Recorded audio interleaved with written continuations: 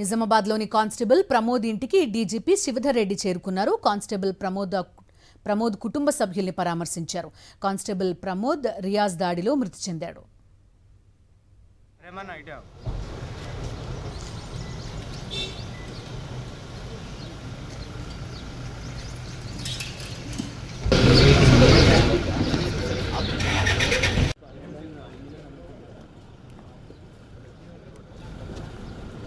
నిజామాబాద్లోని constable Pramod ఇంటికి DGP Shivadhar Reddy చేరుకున్నారు. Constable Pramod కుటుంబ సభ్యుల్ని పరామర్శించారు.